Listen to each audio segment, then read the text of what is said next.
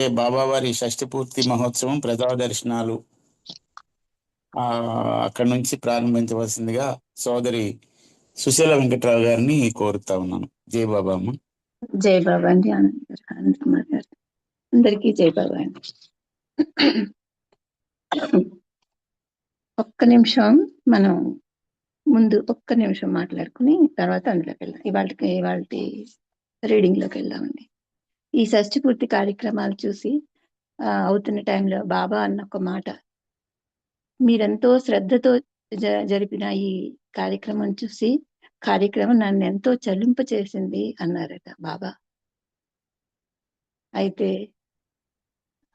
మనం అందరం ఒకటే అని, భగవంతుడే సత్యం అని, మిగిలిందంతా అసత్యమని అవగాహన చేసుకోవడానికి మీకు నా ఆశీస్సులు ఇస్తున్నాను అని కూడా చెప్పారు బాబా. ఈ షష్ఠి పూర్తి కార్యక్రమంలో కొన్ని సంఘటనలు, అద్భుతాలు జరిగాయి కూడాను. బాబా ప్రేమ మనకి అద్భుతంగా కనిపిస్తుంది. ధనపతిరావు డాక్టర్ గారింట్లో ఆయన చాలా ముఖ్యంగా పార్టిసిపేట్ చేసిన వాళ్ళల్లో ఈయన ముఖ్యులు.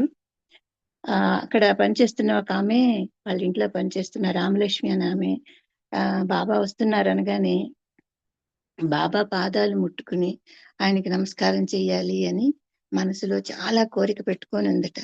అయితే ఆయన బాబా ఇంట్లోకి వచ్చేటప్పటికి ఇంకా అందరూ వచ్చేస్తారు కదా, వాళ్ళందరికీ చూసుకోవడంలో డాక్టర్ గారు ఈమెన్న మాట మర్చిపోయారట. ఇంకా ఆమె చాలా నిరాశగా కాస్త దూరంలో ఉన్న వాళ్ళ ఇంటికి, అంటే ఒక గుడిసె ఆవిడ ఇళ్ళట, ఆ గుడిసెలోకి వెళ్ళిందట ఆమె. వెళ్తే ఇక్కడ పని అయిపోయిన తర్వాత బాబా ఏం చేశారు, బాబా కోసం ఇక్కడ మరొక విషయం ఏంటంటే, తాడేపల్లిగూడెంలో మన ఉన్నారు కదా బాలగోపాల్ భాస్కర్ రాజు గారు, వాళ్ళ ఇంటికి చాలా ఇళ్ళకి వెళ్ళారు బాబా. బాలగోపాల భాస్కరరావు గారి ఇంటికి వెళ్ళినప్పుడు ఆయనేమో లేరట, బయటికి వెళ్ళారట. సరే ఇల్లు చూసేసి మళ్ళీ వెనక్కి తిరిగి వచ్చేస్తూ ఉంటే అప్పుడు భాస్కరరావు గారు ఎదురైతే మళ్ళీ ఇంటికి వెళ్ళారంట. ఆయనతో కలిసి ఇంటికి తీసుకెళ్లి బాలగోపాల భాస్కరరాజు గారితో ఆ పాట పాడించుకుని విన్నారట. మరచితి నా మందిరంబు పాట మనం పాడుకుంటూ ఉంటాం కదా, ఆ పాట స్వయంగా పాడించుకున్నారట బాబా. ఈ పని ఆమె రామలక్ష్మమ్మ వెళ్ళిపోయింది, ఇంటికి వెళ్ళిపోయింది. బాబా కోసం రహదారి బంగ్లాలో బాబాని దింపడానికి చెప్పి కారు రెడీ చేస్తూ ఉంటే ఆయన ముందుగానే గబగబా నడుచుకుంటూ ముందుకు వెళ్ళిపోయారట. ఇదేంటి బాబా ఇలా వెళ్తున్నారు అని వీళ్ళు అలా చూస్తూ ఉండగా ఆయన తిన్నగా రామలక్ష్మి వాళ్ళ ఇంటికి వెళ్ళిపోయి, అంటే అదొక గుడిసెట, పూరి గుడిసె, అక్కడికి వెళ్ళిపోయి అక్కడ వాల్చున్న మంచం మీద కూర్చుని ఆమెమో రావడం, మంచం మీద కూర్చోవడం విస్తుపోయి చూస్తుంది ఆవిడ. అలాగా వచ్చేసి బాబా కూర్చోగానే ఆమె వచ్చి ఆయన మోకాళ్ళ మీద తలబెట్టుకుని వెక్కి వెక్కి ఏడుస్తుంటే ఆమె ఓదార్చారట బాబా. ఎంత సుందర దృశ్యం అండి. జై బాబా. ఇలాంటి అద్భుతాలు అక్కడ ఎన్నో జరిగాయి. ఇంకపోతే ఈరోజు రీడింగ్ లోకి వెళ్దామండి. బాబా 26/2/54 ఆ రోజు మధ్యాహ్నం తాడేపల్లిగూడెం నుండి బయలుదేరి రామచంద్రాపురం వెళ్ళి అక్కడ రామభద్రరాజు గారింట్లో దర్శనమిచ్చి అక్కడి నుంచి గోపాలపురం వెళ్ళారు. అక్కడ ప్రత్యేకంగా వేసిన పందిట్లో కూర్చుని దర్శనమిచ్చారు. ప్రారంభంలో బాబాకు హారతి ఇవ్వగానే వర్షం కురిసింది. బాబా వేదికపై నిలబడి అందరినీ కూర్చోమని చెప్పారు. వేల జనం చుట్టుపక్కల గ్రామాల నుండి వచ్చారు. సాయంత్రం 4:30 గంటలకు గోపాలపురం నుండి నిడదవోలు వెళ్లారు. నిడదవోలులో దాదాపు 5,000 మంది బాబా దర్శనం చేసుకున్నారు. బాబా కొంతమంది ప్రేమికుల ఇళ్లకు కూడా వెళ్లారు. KDRM లో సభ్యులైన మల్లికార్జునరావు మరియు కుటుంబ శాస్త్రీయులకు కూడా వెళ్లారు. నిడదవోలు కార్యక్రమం వాళ్లే ఏర్పాటు చేశారు. బాబా ఏర్పరిచిన ట్రస్ట్ కు బాబా నియమించిన మొదటి చైర్మన్ కుటుంబ శాస్త్రి గారే. నిడదవోలు నుండి బాబా కొవ్వూరుకు వెళ్లారు. రాత్రి 8 గంటలకు కొవ్వూరు చేరుకున్నారు. కొవ్వూరులో రామలింగేశ్వరరావు న్యాయవాది ఇంట్లో ప్రత్యేకంగా వేసిన పందిట్లో అక్కడికి చేరిన వారికి బాబా దర్శనమిచ్చారు. ఆంధ్ర పర్యటనలో రామలింగేశ్వరరావు బాబాను అడిగి ఆయన అనుమతితో ప్రైవేట్ సెక్రటరీగా వ్యవహరించారు. తరువాత గోదావరి దగ్గర మెహర్ స్థాన్ నిర్మించిన స్థలం దగ్గర వేసిన పందిట్లో బాబా రాత్రి 9:30 దర్శనమిచ్చారు. ప్రకాశంతో వెలిగిపోతున్న సుందర వదనాన్ని చూచి చాలా మంది ఆకర్షితులయ్యారు. బయట బాణసంచా పేలుస్తున్నా పందిరి వదిలి ఎవరూ వెళ్ళలేదు. బాబా వైపు చూస్తూ కూర్చున్నారు. ఆ తరువాత బాబాకు 3 ప్రత్యేకమైన లాంచీలలో రాత్రి బస ఏర్పాటు చేశారు. అందరూ ఎక్కిన తర్వాత లాంచీలను గోదావరిలో రాజమండ్రి వైపుకు తీసుకుని వెళ్లారు. కొవ్వూరు రేవులో ఉండే క్రొత్త దర్శనార్థులందరూ బాబాకు విశ్రాంతి లేకుండా చేస్తారనే ఉద్దేశంతో అలా చేశారు. మండలి వారు చాలా సంతోషపడి గోదావరిలో లాంచీలలో నిద్రపోయే ఏర్పాటుకు చాలా ఆనందించారు. మెహర్ స్థాన్ నిర్మించిన శ్రీ కోడూరు కృష్ణారావు గారే ఈ ఏర్పాటు చేశారు.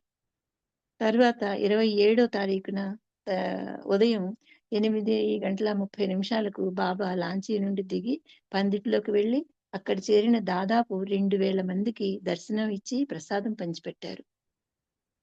కొవ్వూరులో బాబా కొంతమంది ప్రేమికుల ఇళ్లకు వెళ్లారు. ఆ రోజు మధ్యాహ్నం బాబా కొవ్వూరు నుండి రాజమండ్రికి వెళ్లారు. అక్కడ బాబా బస గురుకుల విద్యాలయాశ్రమంలో ఏర్పాటు చేశారు. సాయంత్రం 4 గంటలకు మున్సిపల్ ఉన్నత పాఠశాలలో ఏర్పాటు చేసిన దర్శన కార్యక్రమానికి వెళ్లారు. పురజనులు, ప్రముఖులు, సబ్ కలెక్టర్ మొదలుకు ఉన్నతాధికారులు, ఉద్యోగులు అందరూ దాదాపు 6,000 మంది దర్శనం చేసుకున్నారు. ఆలయాలు, చర్చీలు, మసీదులు నిర్మించుకునే బదులు హృదయంలో ప్రియతముడైన దైవానికి ఆలయం ఏర్పరచుకుంటే యాంత్రికంగా చేసే కర్మకాండలకు బదులు తోటి మానవులకు ప్రేమతో నిస్వార్థంగా అందరిలో ఉన్న భగవంతునికి చేస్తున్నామనే భావనతో సేవ చేస్తే నా పని పూర్తయినట్లే అని చెప్పారు బాబా. మరునాడు అనగా 28వ తేదీన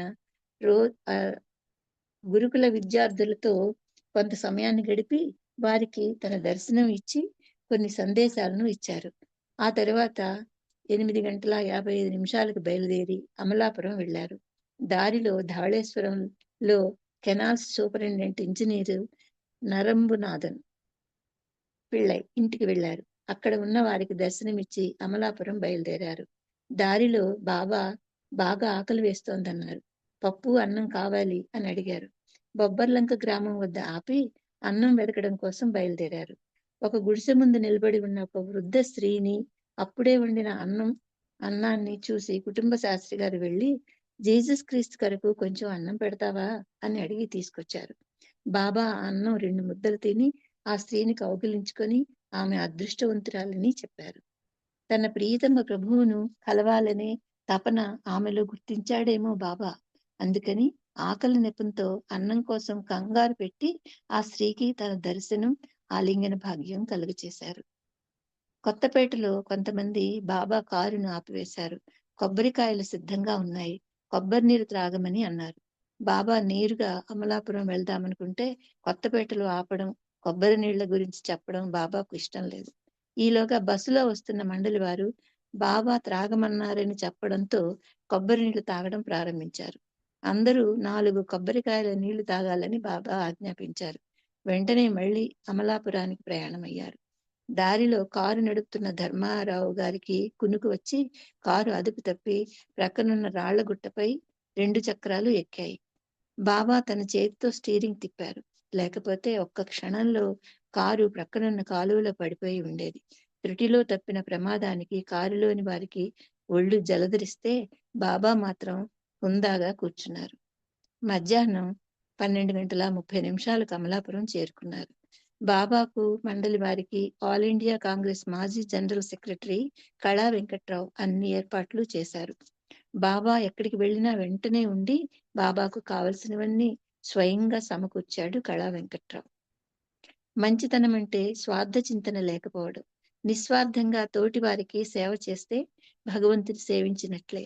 నిస్వార్థ సేవ అంటే సేవ చేశాననే ఆలోచన కూడా రాకుండా ఉండడం అని బాబా చెప్పారు. సాయంత్రం అమలాపురం బోర్డు హైస్కూల్ ఆవరణలో ప్రజా దర్శనం ఇచ్చారు బాబా. దాదాపు 7,000 మంది దర్శనార్థులకు బాబా ప్రసాదం పంచిపెట్టారు.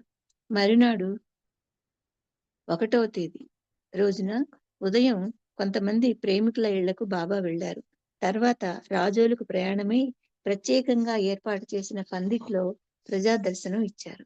రాజోలు నుండి కొత్తపేటకు వెళ్లే దారిలో ఒక కొబ్బరి తోటలోకి వెళ్లి అందరినీ పిలిచి, ఈ స్థలం రామావతారంలో తను చేసిన పనికి సంబంధం కలిగి ఉందని చెప్పారు. అందుకే కాబోలు బాబా ఆంధ్రదేశంలో విరివిగా పర్యటించారు. దేశంలో అన్ని రాష్ట్రాలలో కంటే ఆంధ్ర రాష్ట్రంలోనే ఎక్కువ మంది బాబా ప్రేమికులున్నారు. 1 గంటకు జిల్లా బోర్డు ఉన్న పాఠశాలలో ప్రజా దర్శనమిచ్చారు. బాబా అడిగి పుకార్తో పాట పాడించుకొని ఫనా బకా అనే స్థితుల గురించి ప్రవచనమిచ్చారు. దాని సారాంశం ఇలా చెప్పారు: ఆత్మ పరమాత్మ వద్దకు పయనించినప్పుడు 4 స్థితుల అనుభూతి కలుగుతుంది. మొదటి ప్రయాణం ఫనాలో 2 స్థితులు, రెండవ ప్రయాణం బకాలో 2 స్థితులు ఉంటాయి. మూడవ ప్రయాణం కేవలం సద్గురువులకు మాత్రమే అనుభూతిలోకి వస్తుంది. అది కుతుబియత్ అనేది. 4వది శరీరం త్యజించడంతో ముగిసే ప్రయాణం. మొదటి ప్రయాణం అహం బ్రహ్మాస్మి, నేను భగవంతుడును అనే అనుభూతితో అంతమవుతుంది. రెండవ ప్రయాణం భగవంతునిలో నిజంగా ఉండడమే. మూడవది మానవ శరీరంలో భగవంతుని జీవితం జీవించడం. మరియు 4వది మానవ శరీరాన్ని త్యాగం చేయడం.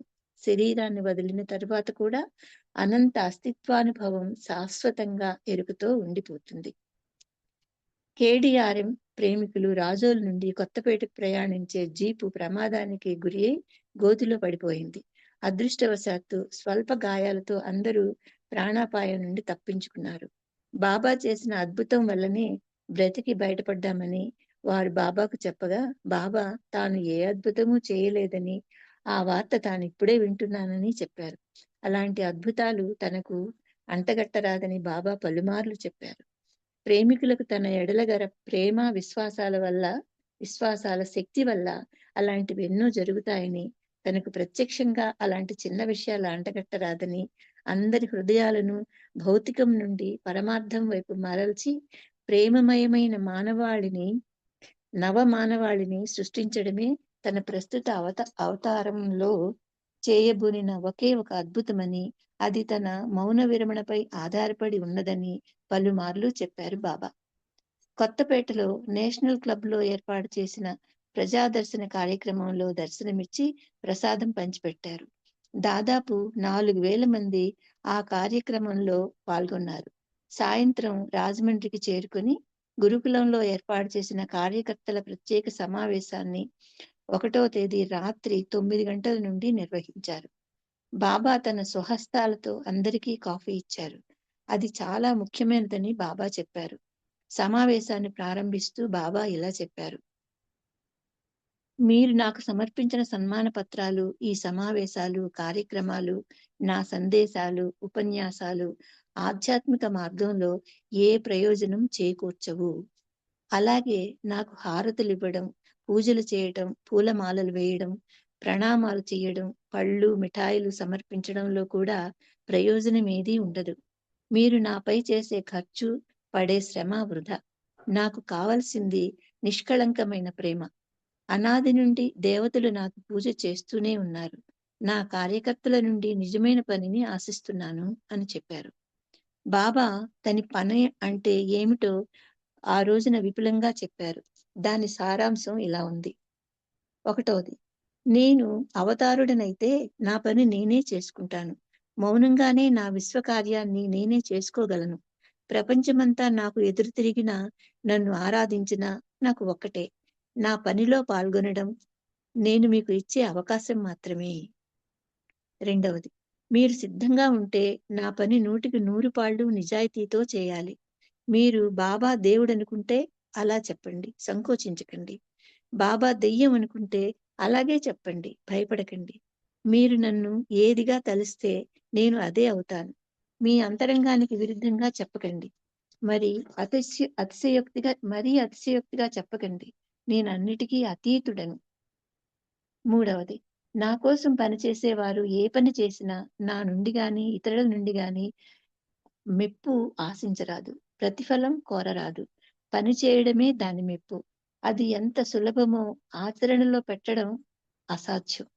మెప్పు పొందాలంటే ఆలోచన రాగానే చేసే పని నిష్ప్రయోజనం అవుతుంది. మెప్పు పొందాలనుకు మెప్పు పొందాలనుకునే ఆలోచన రాగానే చేసే పని నిష్ప్రయోజనం అవుతుంది. 4వది, నీ శక్తిని అనుసరించి ఎంత చేయగలిగితే అంత చెయ్యి.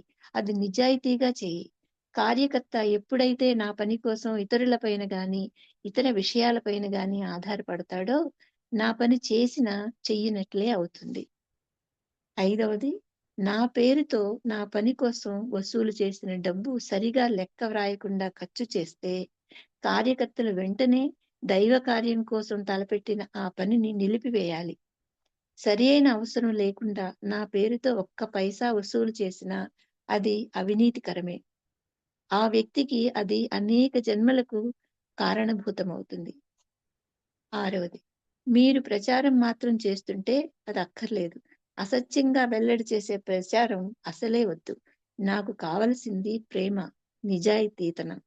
ప్రచారం అనే మాట నన్ను కించపరుస్తుంది. 7వది, మీరు కొంచెమైనా నన్ను ప్రేమిస్తుంటే మీ హృదయాలు ఒండొరుల ఎడల పరిశుద్ధంగా ఉండాలి. గతంలోని విభేదాలు మర్చిపోవాలి. మీ హృదయం శుభ్రం చేసుకోండి. ఇంకా 8వది, బాబాను నిజంగా మీరు ప్రేమిస్తుంటే మీరు బాబా కోసం జీవించండి అన్న. 9వది, ఇతరులు నన్ను ప్రేమించేలా మీరు చేయాలంటే మొదట మీరు నన్ను నిజంగా ప్రేమిస్తున్నారనే అభిప్రాయం వారికి కలిగేలా నడుచుకోండి. ఊరికే వారికి మాటలు చెప్పి నా పుస్తకాలు, నా సందేశాలు చదివేలా చేయొద్దు. మీరు నా కోసం త్యాగయుత జీవితాన్ని గడిపి తద్వారా ఇతరులు నన్ను ప్రేమించేలా చెయ్యండి. చివరిది 10వది, నన్ను ప్రేమించే వారి ప్రేమకు నేను బానిసను. అయినా నేను ప్రేమించబడవలసినట్లుగా నన్ను ప్రేమించే వాడు ఒక్కడైనా నాకు కనిపించడం లేదు. ప్రాక్ పశ్చిమ దేశాల్లో 220 మంది నాకు సర్వ సమర్పణమై నేను ఏది చెప్తే అది చేసే స్త్రీ పురుషులు ఉన్నారు. ఉదాహరణకు ఈరుచ్, పెండు, మెహర్జీ మొదలగువారు. నేను ఆజ్ఞాపిస్తే వారు నా కోసం ప్రాణాలు కూడా ధారపోస్తారు. బాబా కేడియాలను సెంటర్లను నిలిపివేశానని, ప్రతి ఒక్కరూ ఎవరికి వారే సెంటర్ కాగలరని చెప్పారు. ఆంధ్రులు చూపించిన ప్రేమ తనను కదిలించిందని చెప్పి బాబా అందరిలో గల తప్పులను, బలహీనతలను క్షమించమని కోరుతూ, అందరి తరఫున క్షమాపణ పొందుతూ, భగవంతుని ముందు అందరి తప్పులను ఒప్పుకొని పశ్చాత్తాప ప్రార్థన చేయించారు. అందరి తప్పులు ఆ రాత్రి క్షమించబడతాయని, ఆ తరువాత చేసే ఎవరి తప్పులకు వారిదే బాధ్యత అని బాబా చెప్పారు. నన్ను హృదయపూర్వకంగా ప్రేమించండి, అదొక్కటే నాకు కావలసింది. నన్ను ప్రేమించండి, నన్ను ప్రేమించండి, నన్ను ప్రేమించండి. అప్పుడు నన్ను మీరు చూడగలరు. నన్ను ప్రేమించే వారే ఆంధ్రాలో నా సెంటర్లు అని చెప్పి 2వ మారు పశ్చాత్తాప ప్రార్థన చదివించి 2వ తేదీ 2/3/54 ఉదయం 2:35 తెల్లవారుజామున సమావేశం ముగించారు. బాబా అనుమతితో అందరూ 3 గంటల నుండి విశ్రాంతి తీసుకున్నారు. రాజమండ్రి గురుకుల పాఠశాలలో బాబాకు మండలికి కావలసిన ఏర్పాట్లన్నీ గురుకుల కార్యనిర్వహణాధికారి పుల్లయ్య గారు సమకూర్చారు. 2వ తేదీ ఉదయం బాబా రాజమండ్రిలోని బాబా ప్రేమికుల ఇళ్లకు, ధర్మారావు మొదలైన వారి ఇళ్లకు వెళ్లారు. మధ్యాహ్నం రాజమండ్రి నుండి ఆలమూరు వెళ్లారు. రాజమండ్రి నుండి బయలుదేరే ముందు బాబా ఈ సందేశం ఇచ్చారు.